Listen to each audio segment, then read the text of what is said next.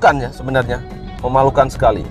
Karena Indonesia ini selalu membanggakan dirinya sebagai negara yang sudah masuk ke dalam G20, yaitu negara dengan ekonomi yang besar, negara dengan penduduk yang besar, negara yang memiliki perekonomian yang mencakupi sebagai ekonomi terbesar lah, kelima di dunia ini.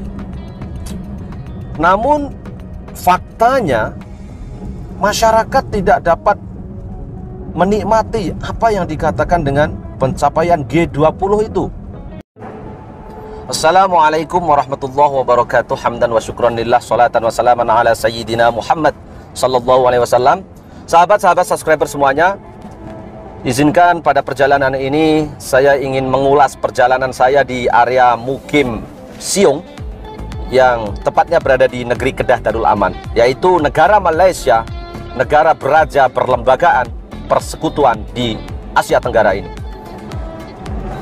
Sahabat-sahabat semuanya, Malaysia ini ialah sebuah negara raja bersistem beraja dengan perlembagaan persekutuan di Asia Tenggara yang terdiri dari 11 negeri-negeri, yaitu 2 di negeri Borneo dan 3 wilayah Melayu, 2 negeri Borneo, ya. Sahabat-sahabat, dalam perjalanan ini sangat indah sekali pemandangannya. Berjarak 600 km dari kota Kuala Lumpur menghala ke timur, ya. Ini juga dapat masuk ke Thailand, ya. Perjalanan yang indah sekali, yaitu jalan-jalan yang tersusun rapi, terlihat sangat indah sekali tanpa celah-celah lubang yang berada di tepian-tepian. Boleh lihat, ya, ini adalah negara Malaysia. Jadi sahabat-sahabat semuanya, mungkin yang jauh dari Sabah, Sarawak, ya, dari negeri Johor, negeri Sembilan, Kuala Lumpur, Kelantan, Pulau Pinang, Perak, Kedah, Perlis, tentunya untuk sampai di tempat ini ya agak sukar, ya, jauh sekali. Memperkenalkan daerah Mukim Siung ini memiliki daya tarikan untuk pelancong-pelancong, ya, dengan sungainya yang indah, dengan pemandangan gunung ganang yang indah. Ini adalah salah satu jalan yang terletak di tengah-tengah hutan, bukit-bukit, namun dibina jalan yang sangat cantik sekali, Masya Allah, dengan hijauan hutan-hutannya. Di sini masih banyak sekali. Tepatnya di Mukim Siung ini kampung Memali, ya. Di kampung Memali ini yang dahulunya ada sejarah hitam pada tahun 1985, dan dulu banyak sekali penduduk-penduduk di sini hanya penoreh getah, petani, dan peladang. Tetapi tersimpan banyak pemandangan yang indah sekali yang akan saya ambil seketika nanti, yaitu sungai yang cukup jernih, sangat elok sekali dipandangnya. Inilah sajian video yang ingin saya sajikan melalui video jalan-jalan ini kepada sahabat-sahabat penonton saya dimanapun sahabat-sahabat berada. Malaysia bagi saya sangat hebat lah, ya, karena sekarang ini banyak tempat-tempat yang cantik yang sudah dibuat dengan fasilitas jalan yang sangat indah untuk memberikan fasilitas kepada rakyatnya dengan jalan, dengan infrastruktur yang cukup, sehingga ketika ini ahli-ahli politik di Malaysia sudah tidak lagi membicarakan tentang pembangunan jalan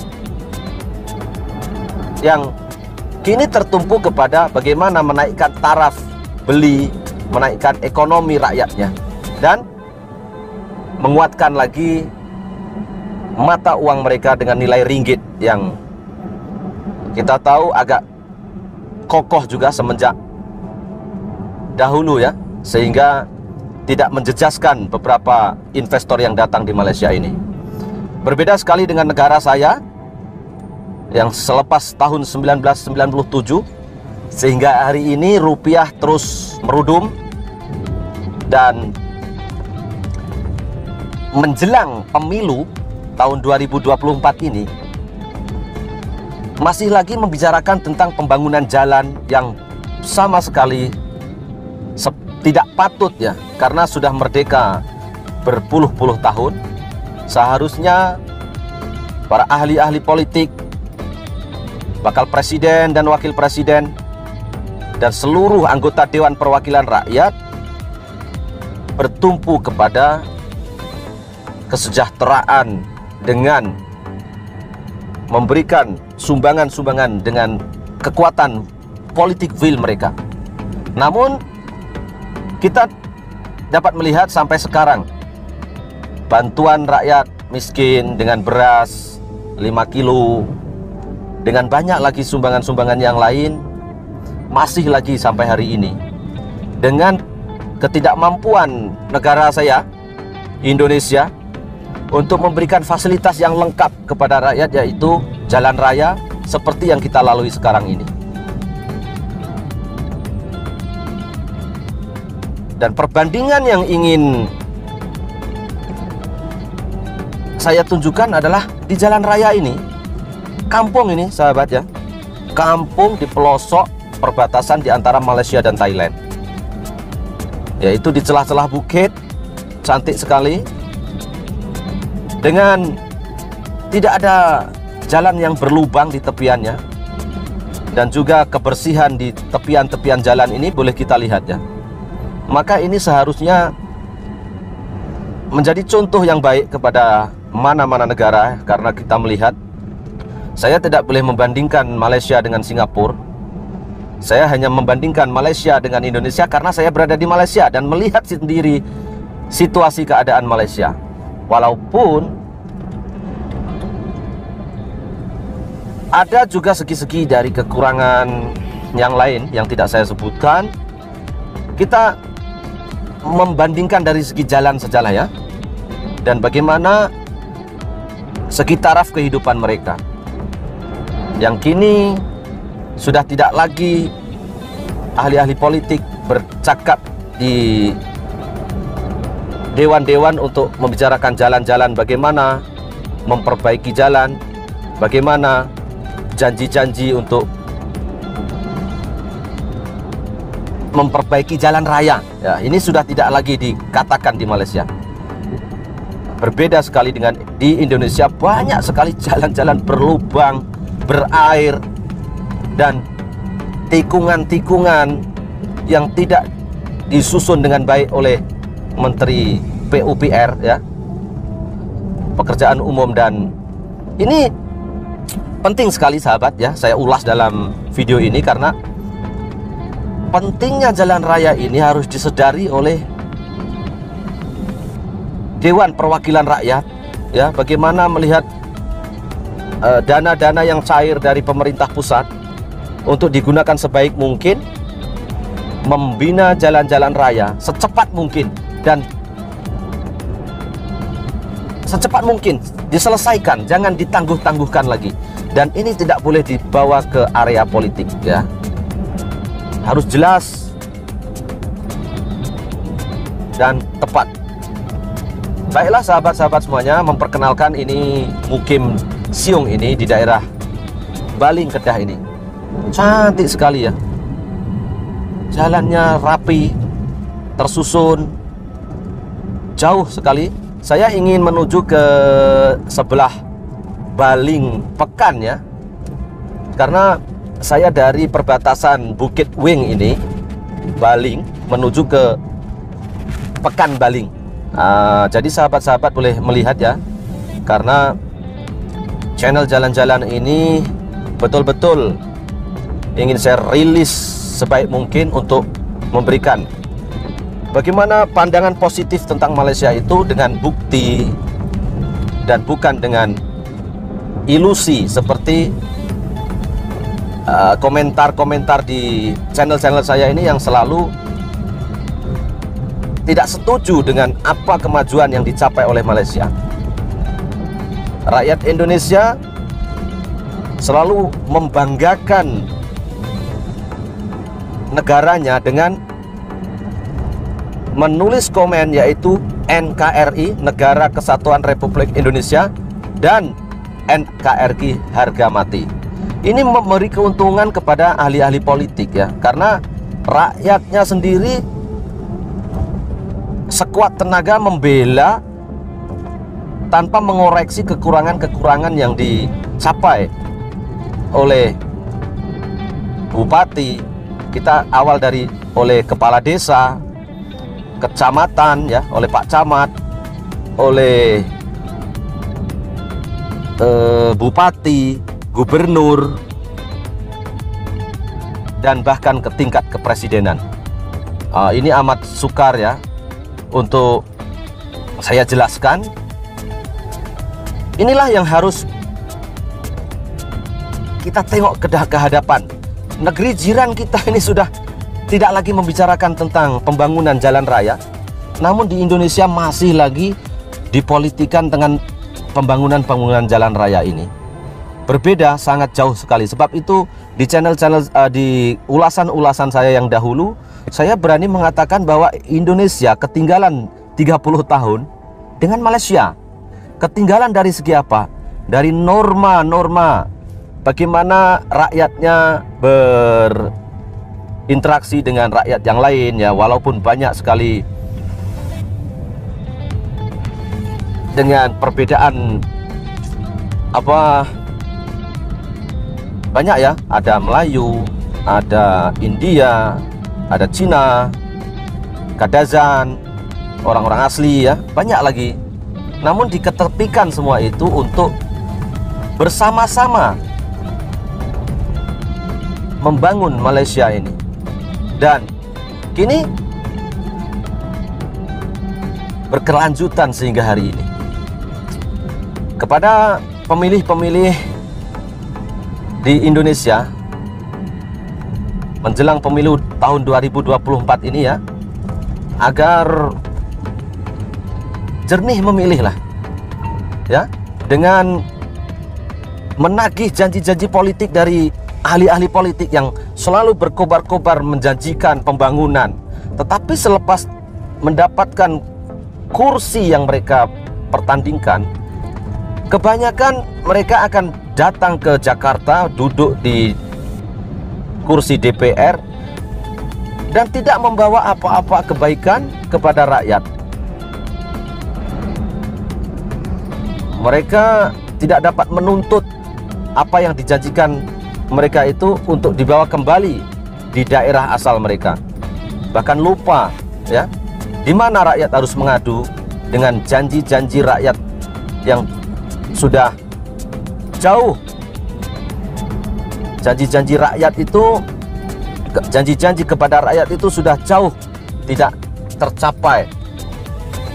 Dengan begitu maka rakyat tak dapatlah menuntut ya. Tuntutan mereka tidak sampai. Bahkan sekarang ini beberapa petani-petani juga kesulitan mendapatkan pupuk-pupuk bersubsidi. Peniaga-peniaga juga sukar untuk menjual barangan mereka. Sukarlah untuk saya perkatakannya. Ini memalukan ya sebenarnya, memalukan sekali.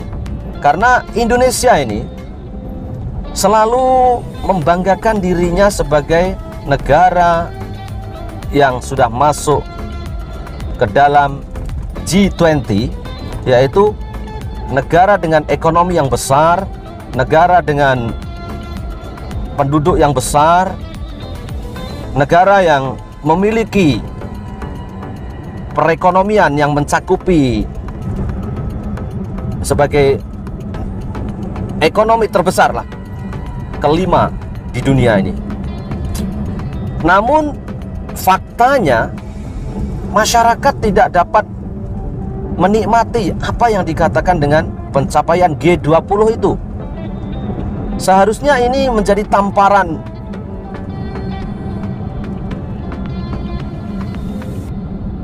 koreksi ya, menjadi koreksi kepada negara Indonesia. Mengapa bangga dengan pencapaian menjadi negara G20, tetapi kesejahteraan rakyatnya tidak layak untuk dikatakan sebagai negara G20. Dan rakyat sendiri selalu berpikiran bahwa mereka sudah dalam posisi yang nyaman, dalam negara posisi yang hebat di beberapa sektor. Tetapi bila saya membuat kritikan, bahkan mereka akan memberikan pandangan balik, oh kita ini sudah menjadi negara ABC dengan berpendapatan ABC. Lalu endingnya mereka akan memperkatakan sebagai saya ini pengkhianat negara. Wah, bila saya membaca komen-komen itu sangat malu lah ya. Negara besar, berpenghasilan besar, pendapatan hasil bumi melimpah, emas banyak dikorek dari negeri-negeri atau bumi-bumi di area timur, di banyaklah yang mereka keruk hasil bumi itu tanpa memberikan sedikit kebaikan, meninggalkan sedikit kebaikan kepada rakyatnya, yaitu jalan raya.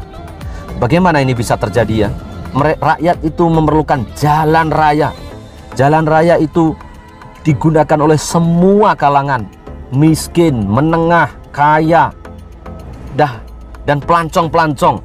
Apabila sampai ke tempat itu, maka yang dipertanyakan adalah jalan raya. Ini lihat nih, jalan yang walaupun tidak sebesar dan semegah itu ya.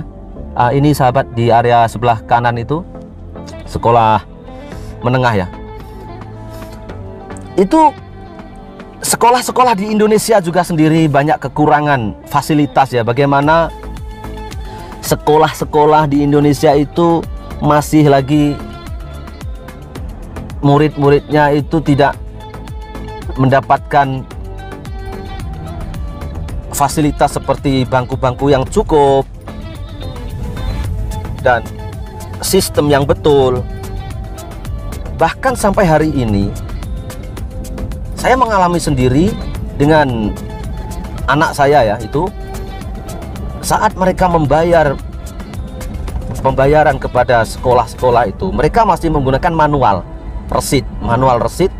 Yang ini bagi saya sangat memprihatinkan lah, keadaan negara G20 yang masih lagi menggunakan cara manual ya, tidak tersusun dari Kementerian Pendidikan sendiri, masih lagi menggunakan cara manual. Bukan saya menghujat negara saya ya, namun ini apa yang saya alami. Risau sekali bagaimana negara yang disebut dengan negara G20 itu seharusnya mencerminkan negara yang sudah maju, walaupun tidak maju membangun lah ya, tetapi hanya pencapaian negara yang diwar-warkan atau dibanggakan, bukan pencapaian masyarakatnya, kemajmukan mereka dalam kehidupan sehari-hari, mendapatkan kehidupan yang layak menjadi warga negara. Baik sahabat, yang marah harap ditahan kemarahannya, yang paham dengan apa yang saya sampaikan mohon apa solusi yang terbaik untuk rakyat Indonesia ini, agar tidak tertipu dengan pencapaian G20 itu. Semenjak tahun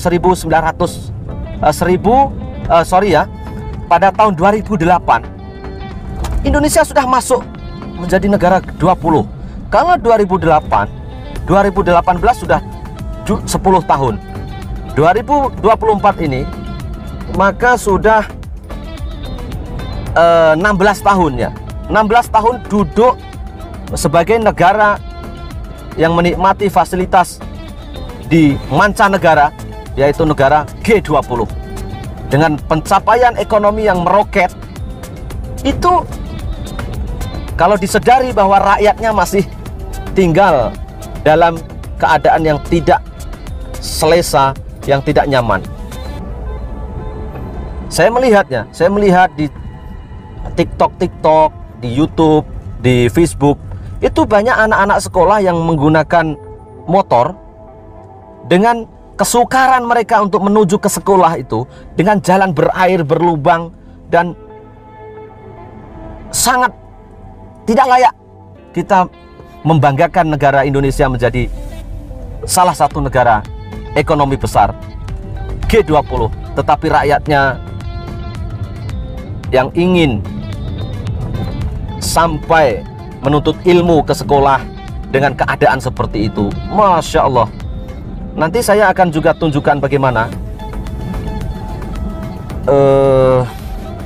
Indonesia itu bila berbicara di peringkat antar bangsa, di peringkat internasional, seolah-olah pencapaian Indonesia itu sudah melebihi kapasitas mereka dan berani menjanjikan Indonesia emas pada tahun 2045. Logistiknya dari mana?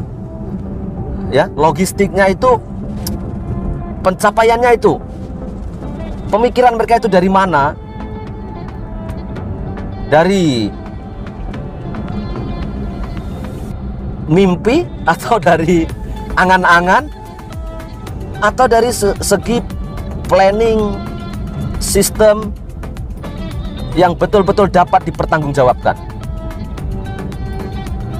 Tidak ada yang berani untuk memastikan planning Indonesia emas tahun 2045 ini berjaya ya, karena sistemnya sendiri banyak sekali kejanggalan-kejanggalan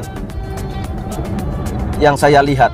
Ini saya melihat dari luar ya, karena itu saya melihat sesuatu itu dari kejauhan dan melihat lebih dekat, mencari bukti-bukti.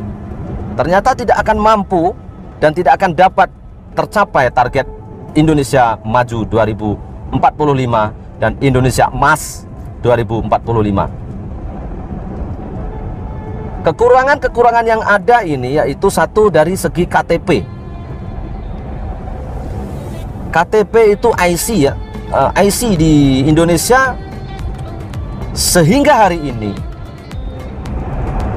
pendaftaran KTP itu belum lagi menggunakan sistem elektronik yang secara menyeluruh dari hulu ke hilir, dari kampung-kampung.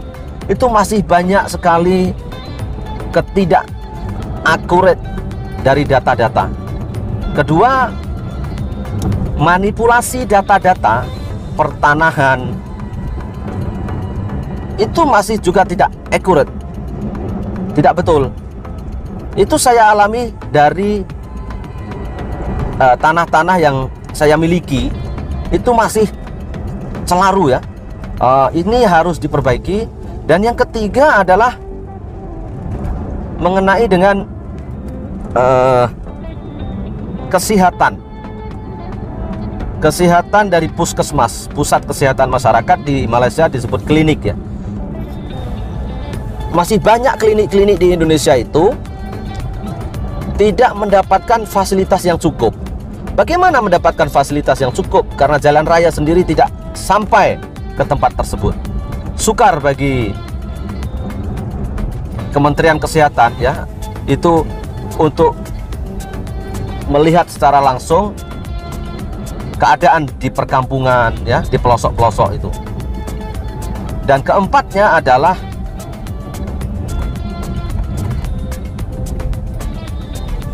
dari mata pandangan saya itu di Indonesia merupakan salah satu penghasil bumi dari pertanian itu belum disusun dengan baik ya. Di Jawa Timur, saya orang Jawa Timur ya. Di Jawa Timur itu adalah penyumbang makanan terbesar di Indonesia.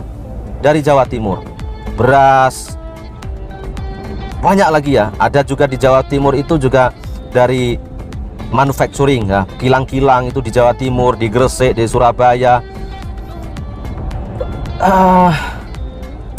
tertumpu ke area Jawa. Dan ini bagaimana bertahun-tahun lamanya itu tertumpu di Jawa. Sukar ya, sukar untuk saya membayangkan Indonesia itu mencapai target maju 2045. Sukar sekali. Saya bukan tidak percaya, tapi dengan saya melihat data-data, melihat bagaimana susunan kerja mereka itu tidak begitu terorganisir ya. Yaitu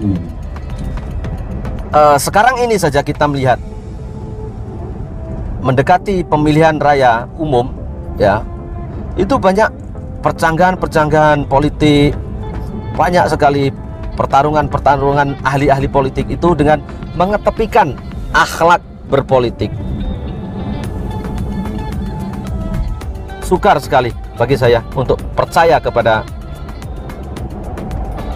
hala tuju political will di Indonesia mencapai target maju 2045. Namun saya juga ingin mendoakan agar target ini tercapai, tetapi dengan melihat gayanya tak dapatlah ya. Sukar sekali karena rakyat tidak diambil serta ya. Maksud saya rakyat diketepikan, kepentingan rakyat itu diketepikan. Mereka lebih mengutamakan kepentingan negara di mata dunia, menjadi seolah-olah gagah di mata dunia, menjadi seolah-olah hebat di mata dunia, tetapi rakyat tidak diikut sertakan dengan menikmati kekayaan alamnya. Semoga Anda semua tercerahkan dengan penerangan saya ini. Rakyat Indonesia yang akan memilih di tahun 2024 ini. Tagih janji-janji orang-orang ahli politik ini. Tagih. Buat agreement. Kalau dibagi duit, ambil saja. Kalau dibagi kaos ya jangan mau. Buang kaos itu. Kalau dibagi bendera, buang bendera itu. Ambil duit ya. Dan kalau betul-betul tidak ingin mengambil duit ya, tolak duit ya. Lalu tanya kepada bakal calon itu, tulis, ada hitam di atas putih, apa dan bagaimana 5 tahun ke depan yang ingin Anda melakukannya dengan susunan yang baik. DPR, MPR, Komisi Pemberantasan Korupsi, KPK, dari semua akademisi harus bersatu padu ya untuk mengawal jalannya demokrasi dan mengawal janji-janji politik, janji-janji ahli politik, janji-janji bakal presiden dan juga wakil presiden. Jangan hanya membuat kebijakan-kebijakan yang menghambur-hamburkan uang seperti yang sekarang ini. Food estate dibuat, dana-dana digelontorkan, tapi hasilnya tidak ada. Cari solusi yang terbaik untuk Indonesia dengan setiap janji politik dari ahli-ahli politik itu dapat ditagih apabila lari dari landasan janji-janji mereka. Terima kasih sahabat, kita sudah sampai di area Baling ini, di pekan ini ya. Terima kasih, saya akan mengakhiri video ini. karena sudah menonton. Terima kasih sangat-sangat, semoga tercerahkan